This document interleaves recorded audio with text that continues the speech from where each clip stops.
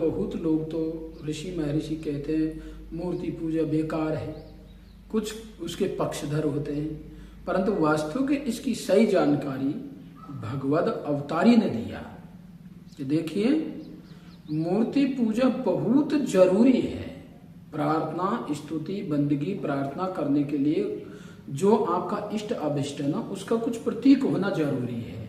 माने आपके भाव और श्रद्धा को पहुंचाने के लिए वास्तव में मूर्ति नितांत जरूरी है। जब उसके फोटो को आप देखेंगे, जैसे मान चलो वो निराकार भगवान, तो आप कहीं भी उसकी स्तुति कर सकते हैं, परंतु क्यों नहीं कर रहे? वे मंदिर के ही सामने आपकी श्रद्धा क्यों होती है? आपका गुरुद्वारा है, मस्जिद है, तो उधर ही जाकर क्यों आप नमाज पढ़ते हो? वहां ही जाकर क्यों तुम गुरु वंदना करते हो? क्यों आप मतलब मंदिर में जाके भगवान की स्तुति, प्रार्थना, आरती करते हो?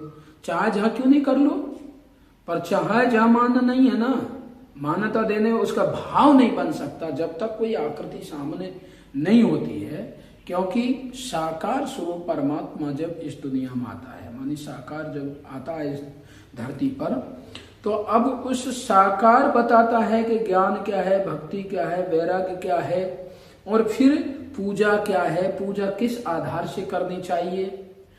तो जो भी साकार और निराकार, ये साकार और निराकार की बात है। जब निराकार को कभी आज तक साकार के बिना कोई देख नहीं पाया है, ऐसा धरती पर कोई नहीं हुआ जो साकार के बिना निराकार को देखा हो। साकार मतलब निराकार को देखने का विधान जो है साकार से ही है। अब वो निराकार आकर साकार में बोलता है, बातचीत करता है, हमारी प्रार्थना सुनता है, हमारी बंदगी सुनता है, हमारे कार्यों को देखता है, हमारी गलतियों को निकालता है, आकर वे हमारी गलतियों को सुधार करता है और हमारे लिए माने वे अपना तत्व ज्ञान साकार रूप से आकर देता है। तब भगवान जी कहता है कि वास्तव में आप अपने भाव प्रेम को यदि उस निराकार तक पहुंचाना है तो साकार आकृति आपके सामने जरूरी है। तो भगवत कृपा से बहुत लोग जो होते हैं वे निराकार को ही स्वीकार करते हैं, परंतु वास्तव में असली भक्त जो होता है, असली भगवान का प्रेमी जो होता है, वे निराकार को भी जानता है, साकार को भी जानता है, साकार को किस प्रकार से, निराकार को किस प्रकार से। साकार और निराकार दोनों की जानकारी निश्चित जरूरी है, नितांत जरूरी है। क्योंकि जो निराकार को ही अकेले को स्वीकार कर रहा है, तो निराकार को स्वीकार करने वाला भी व्यक्ति वास्तव में असली ज्ञानी नहीं है, उसको भी ओरिजिनल ज्ञान नहीं है। और कोई निराकार को नहीं साकार को ही मानता हो, मात्र मूर्ति को ही मानता हो, मात्र साकार को ही मानता हो, तो वे भी ज्ञानी नहीं है। साकार और निराकार के दोनों के रहस्य को समझता हो कि साकार की क्या स्थिति है, निराकार की क्या बात है।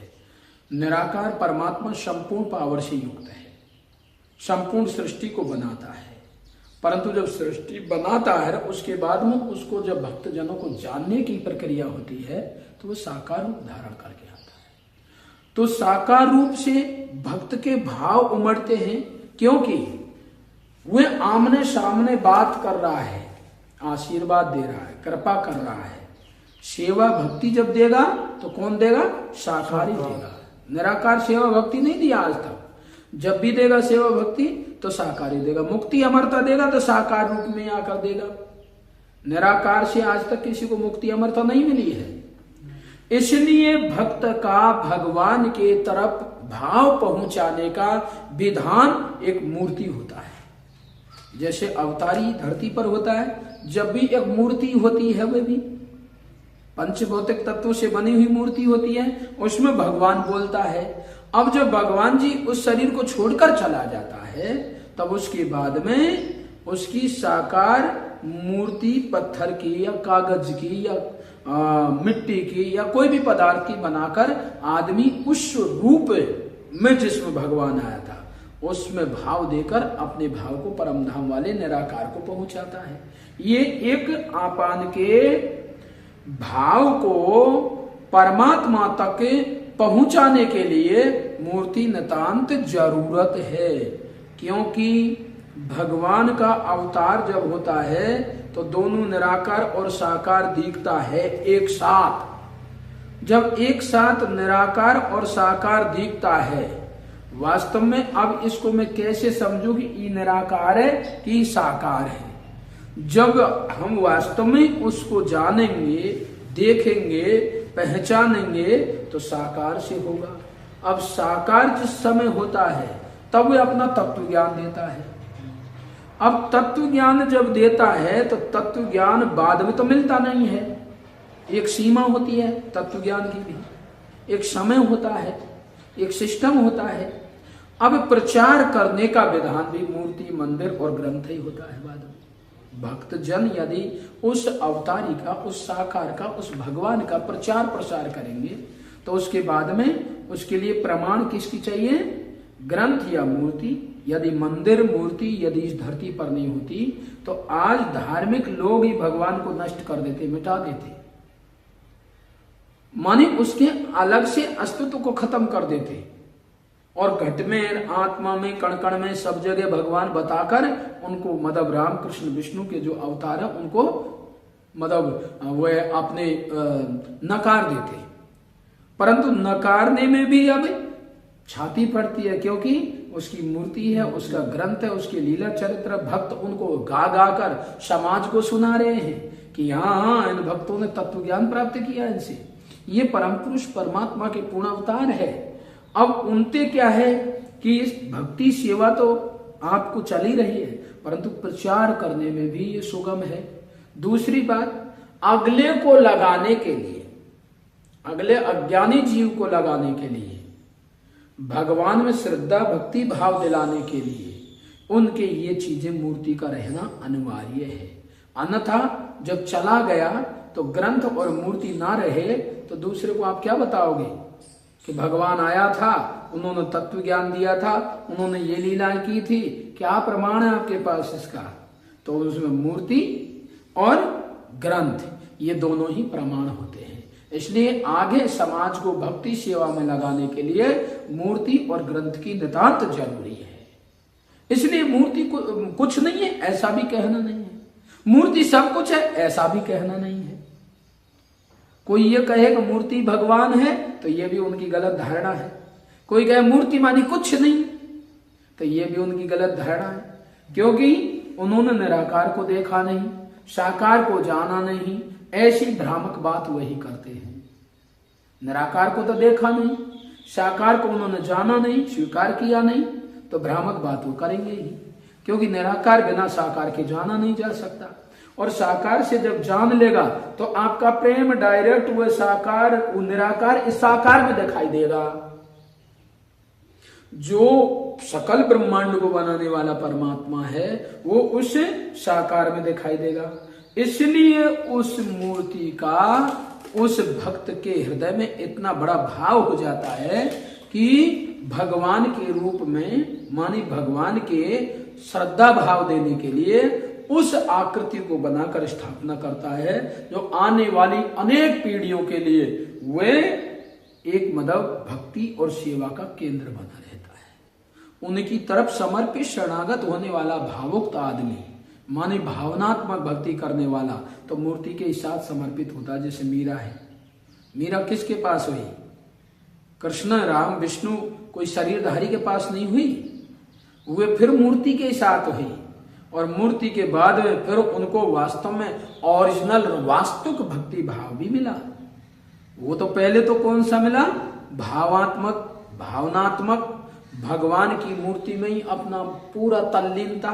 उसके बाद फिर शरीर छूट गई है तो वास्तव में उस साकार शरीर के साथ भक्ति सेवा करने का उन्हें मौका मिलता है अगले युग में। इसलिए मूर्ति को कभी भी गलत भी नहीं कह सकते, परंतु उसको पूर्णतः से कि अध्याते आगे कुछ भी सही नहीं है तो वे भी गलत है। इसलिए भगवत कृपा से हम आप लोगों को मूर्ति को नकारना नहीं चाहिए। मूर्ति भक्त के भाव को परमात्मा तक पहुंचाने के लिए एक माध्यम है। जब तक आपके सामने कोई आकृति नहीं होगी, कोई चिन्ह नहीं होगा, तब तक आपका भाव ही नहीं बन पाएगा। इसलिए भाव बनाने के लिए, निराकार के पास पहुंचाने के लिए साकार की जरूरत है। इसलिए मूर्ति की जरूरत क्यों हुई? भक्त अपने भीतर भरे हुए भावों को, उस मूर्ति को देखते हुए अपने परम पिता परमेश्वर के परम धाम तक उसका तार जुड़ा रहता है। उस भावना पद्धति से, आत्म तत्व पद्धति के अंतर्गत उसका माने आत्म का तत्व क्या है? परमात्मा। उससे लिंक लगी हुई है श्वास के द्वारा।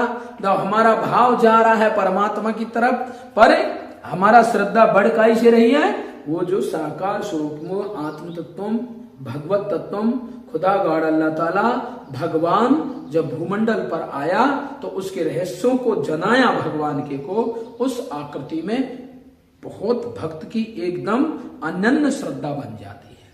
और वह अनन्य श्रद्धा से भक्त को मुक्ति, अमरता मिलती है। इसलिए भगवत कृपा से मंदिर, मूर्ति और ग्रंथ रहना बहुत जरूरी है। कोई कहे ग्रंथ कुछ नहीं, ये तो पंडितों ने लिख दिए, ये फलाना कर दिए, ये तो ऐसी बात लिख दी उनमें, ऐसा कर दिया, ऐसी बातें नहीं है। उनमें वास्तविक सत्य भी है, उसमें वास्तविक सत्य बात भी है, पर उनको पकड़ेगा किससे? ज्ञान से। और ज्ञान कौन कराएगा? भगवद अवतारी। भगवद अवतारी कैसा होगा? साकार। और साकार को फिर इस समाज में भक्ति सेवा की प्रचार करने के लिए वो चले जाने के बाद में मूर्ति और मंदिर ही उनका मतलब पुण्य रह जाता है भक्त को समझाने के लिए। इसलिए भगवत कृपा से मूर्ति की पूजा या मूर्ति स्थापना या मूर्ति का सामने होना नितांत जरूरी है। अब यहाँ तक तो हमारा ये जो विधान है ये ठीक है कि मानी पूजा कर रहे हैं मूर्ति की, तो मूर्ति में हमारा भाव बन रहा है और उस भाव का जोड़ कौन है? परमात्मा, परमेश्वर, परब्रह्म, जो परम धाम में रहने वाला। अब रही बात ये कि उसमें प्राण प्रतिष्ठा कराना, तो मूर्ति में प्राण प्रतिष्ठा कराने वाली बात हमारे बिल्कुल सिद्धांत से खिलाफ है, तत्व ज्ञान के सिद्धांत से खिलाफ है। देखो, प्राण प्रतिष्ठा करता है परमात्मा। परमात्मा मानी हर पंच भौतिक शरीर में प्राण प्रतिष्ठा करता है। हमारी जो इस दुनिया में पंच भौतिक 5 तत्वों से बनी हुई शरीर है, उसमें परम ब्रह्म परमेश्वर भगवान ही उसमें प्राण प्रतिष्ठा करता है। परंतु अब किसी पत्थर में प्राण प्रतिष्ठा किया जाए, किसी मूर्ति में प्राण प्रतिष्ठा किया जाए, पंडितों के द्वारा नाना प्रकार से मंत्र जंत्रों से उसमें प्राण प्रतिष्ठा करी जाए, तो भाई प्राण प्रतिष्ठा यदि पत्थर में प्राण होगा तो वो तो मूर्ति चलेगी, वो तो बोलेगी, हंसेगी, खाएगी, सब काम करेगी। फिर एक बात सोचिए, भगवान की मूर्ति में प्राण प्रतिष्ठा, जो संपूर्ण प्राणों को निकालने पैदा करने वाला है, वो प्राण है ही नहीं, वो प्राण ही नहीं है, वह आत्मा भी नहीं है, वो जीव भी नहीं है, वह शरीर भी नहीं है, और उसमें प्राण प्रतिष्ठा हो रही है। भाई देवी देवता की मूर्ति में प्राण प्रतिष्ठा करेगा तो फिर इन पंडितों के बस की कहाँ है? उनके बाप दादा क्यों मर गए? उनमें भी प्राण प्रतिष्ठा करते मंत्रों से। मूर्ति में प्राण प्रतिष्ठा, एक पत्थर की मूर्ति में प्राण प्रतिष्ठा कर रहे हैं, और एक दादी माता पिता उनके सामने शरीर छोड़ रहे हैं, उनके बेटा बेटी उनके सामने शरीर छोड़ रहे हैं, वो प्राण प्रतिष्ठा क्यों नहीं कर देते उसमें? परंतु कर्म कांड में जो होता है ना ये विधान, उससे लोगों की श्रद्धा आस्था लगाने के लिए ये ना हो कि निरा पत्थर ही है, नहीं तो मन करे जो तोड़ देगा। हिंदू संस्कृति की एक एक मतलब बातें इतनी गहनता लिए हुए है कि उस मूर्ति की तरफ उसका भाव पत्थर नहीं होता है। जब प्राण प्रतिष्ठा वाला जो सौदा हो जाता है, मंत्रों के द्वारा उच्चारित करते हुए प्राण प्रतिष्ठा कराते हैं, आम समाज की पूरी धारणा यह बन जाती है कि अब इसमें ये मूर्ति नहीं रही, ये हमारे इष्ट के रूप में ये इसमें साक्षात बैठा है। ये धारणा ना हो तो मूर्ति को कोई रहना ही नहीं देगा, चाहे जो तोड़ देगा। और जिन्होंने ऐसा कर लिया कि देख इसमें कुछ नहीं है मैं तोड़ूं, उन्होंने हजारों हजारों मंदिर तोड़ दिए। ऐसे मुगल साम्राज्य कौन कौन असुर राक्षस हुए जिन्होंने ऐसा कार्य किया। जबकि इसकी स्थापना किस लिए होती है? मूर्ति की स्थापना किस लिए होती है? भक्त जनों के भाव को भगवान तक पहुंचाने के लिए। वह आकृति जो साकार रूप में अपने परम प्रभु परमेश्वर अवतार लेकर आए थे, उनमें श्रद्धा बढ़ाने के लिए, भाव बढ़ाने के लिए, लोगों में आस्था बढ़ाने के लिए, और कि परमात्मा के अलग से अस्तित्व को खत्म ना कर दे, उस भाव के कारण ये मंदिर और मूर्ति स्थापना होती है। और प्राण प्रतिष्ठा उनमें होने का सवाल ही नहीं है। प्राण किसी पत्थर में नहीं प्रवेश करेगा, क्योंकि प्राण उनके पास है, कहां जो प्राण डाल देंगे। मंत्रों के द्वारा प्राण प्रतिष्ठा कर दिया, ये कोई बात थोड़ी है। पर किसी भी चीज को यदि बुलाने के लिए हम एक मंच बनाते हैं, जैसे किसी भी चीज को बुलाने के लिए एक मंच बनाते हैं, तो किसी देवी देवता को भी बुलाने के लिए वहां भी कोई पत्थर रखा जाता है, कोई आकृति रखी जाती है, कोई चित्र बनाया जाता है, कोई प्रकार का ऐसा कोई भी प्रकार घुमाकर, पहले आकृति भी नहीं थी, पहले तो कोई न कोई वैसे रंगों से ऐसा कर देते थे। तो या का मतलब वो आकृति उसके दिमाग पर बैठ रही है और उससे वह अपना भाव वहां तक पहुंचा रहा है। इसलिए भगवत कृपा से हर हमेशा अपन को सोचना है, विचार करना है कि वास्तव में हम किस विधान से आगे बढ़े, और या मूर्ति को हम क्या भगवान माने या भगवान के भाव देने के लिए ये इसको प्रतीक माने, या इसमें वास्तव में प्राण प्रतिष्ठा करा सकता है कोई पंडित? तो ऐसा कदापि नहीं हो सकता है। किसी भी मूर्ति में प्राण प्रतिष्ठा नहीं होती है। प्राण प्रतिष्ठा जो कर्म कांड के अंतर्गत होता है, वह अनास्था वाले लोगों की श्रद्धा को बढ़ाने के लिए वह कर्म कांड होता है। परंतु प्राण किसमें प्रतिष्ठित किया था? परम प्रभु परमेश्वर ने जब सृष्टि बनाई तो एक मूर्ति बनाई आदमी की, और उस आदमी की मूर्ति में मानी आकृति में भगवान ने अपनी चेतन शक्ति फूंकी और उसमें प्राण प्रतिष्ठित हो गया। वह मूर्ति चलने लगी, वह मूर्ति बोलने लगी, वह मूर्ति कुछ करने लगी। 5 कर्मेंद्रिय 5 ज्ञानेंद्रियों से वह अपना कार्य करने लगी। आज वही मंत्र, वही सुझाव, वही फूंक मंत्र के द्वारा पंडित जी दे रहे हैं, परंतु उनके पास चेतन कहाँ है? चेतन कहाँ से पैदा होता है? चेतन परमात्मा परमेश्वर पर ब्रह्म से पैदा होता है, और जब वे जहां से पैदा होगा ना, वही तो छिटका सकेगा ना। हर शरीरों में, हर घट में, हर मूर्ति में भगवान ने प्राण प्रतिष्ठा किया, तो इनमें प्राण प्रतिष्ठा हुआ है, ना कि इन पत्थर की मूर्तियों में। पत्थर की मूर्ति तो आस्था के लिए है, कुछ नहीं है, ऐसा कोई नहीं। आस्था के लिए, बहुत बड़ी श्रद्धा के लिए ये विधान है। इसलिए भगवत कृपा से सनातन संस्कृति में ये मूर्ति स्थापना का, मंदिर बनाने का विधान है, और वहां जाकर उसकी आस्था घर से और मंदिर में कुछ और ही हो जाती है। घर में जो भजन करेगा, घर में वो श्रद्धा आरती पूजा करेगा, वहां में और मंदिर में, दोनों में बहुत बड़ा फैसला पड़ जाता है। मंदिर एक भगवान के बुलाने का, भगवान से स्तुति करने का सार्वजनिक मंच है, और घर गृहस्थ में, जहां घर में या कहीं भी अपने निवास में यदि कर रहा है, तो भगवान का बुलाने का वे नहीं है। वहां में तो परिवार रह रहा है, वो तो हम वहां नहीं जाने के खातर हम उससे प्रार्थना स्तुति कर रहे हैं, हे प्रभु आज हम पर मंदिर नहीं आना हुआ, तो यहाँ ही आपकी प्रार्थना स्तुति कर रहे हैं, आप हम पर कृपा दया बरसाते रहे। इसलिए मूर्ति स्थापना करना नितांत जरूरी है। मूर्ति पूजा करना बहुत ही जरूरी है। कोई चाहे जिते कहता रहे पत्थर पूजे हरी मिले तो मैं पूजू पहाड़, तो वास्तव में मूर्ति का रहस्य नहीं समझा ना उन्होंने। आत्मा वाला था, आत्मा के दर्शन कर रहा था कबीर, घट में ही आत्मा है, आत्मा का प्रकाश देखा और बस उसी का वर्णन करने लगा, तो पंडितों को तो जीत लिया। परंतु तत्वज्ञानी से बात करके तो देखे थोड़ा सा कि ये क्या है भाई। तत्वज्ञानी तो फिर बताएगा ना कि ये जो घट में जो है ये कहां से पैदा हुआ है। ये जब समझ में आएगा कि मूर्ति क्या है, भगवान किस प्रकार से समझ में आता है।